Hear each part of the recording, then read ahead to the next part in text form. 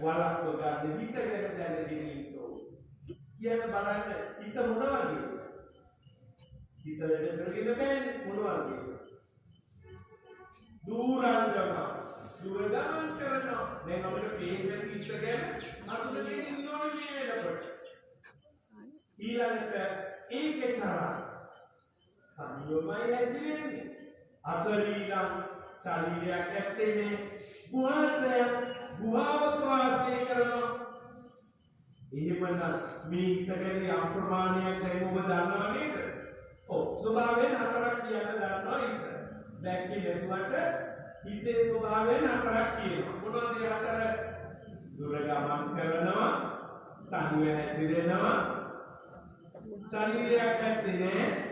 ගුහාවක වාසය කරනවා. මොකද ගුහාව? ශරීර කූඩුවට නැති ගුහාව.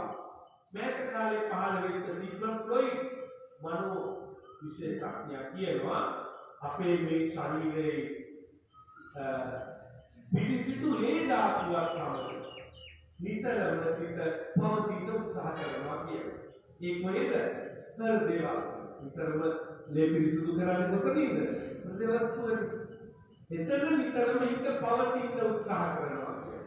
ඒක නිතරම අපි මිනිස්සු වෙලා ඉපදිලා ඉන්නකොට මේ තරම් හිතන්න පුළුවන්කම අපිට තියෙනවා. අපිට නොපෙනෙන හිත පවා අපි අල්ලගෙන ඉන්නවා. එයා ගැන දන්නවා. එයාගේ ස්වභාවයන් අපි තේරුම් ගන්න ඉන්නවා. මේ නිසා අනිත් සත්තුන්ට වඩා අපි වෙනස් නේද කියලා හැමෝටම හිතන්න පුළුවන්. කොහොමද හිතන්න පුළුවන්? දැන් සත්තුන එක එක කුලවල අය කියලා බෙදලා. ඊළඟ ගස්වැල් වල බෙදීම් කරනවා නේද? ඔව්. මේ පාර වර්ගයේ අය කියනවා රණිල කුලේ කියලා ඒකේ ඔය විදිහට බෙදලා. ඒ වුණාට ගන්න පුළුවන් නිපුණතාවයකට එන්න. හැබැයි නිපුණතාවයට එන්න පුළුවන් වෙන්නේ කාටද? උසස් මනසක් තියෙන කෙනෙකුට. කවුද ඒ උසස් මනසක් තියෙන කෙනා? මිනිසා.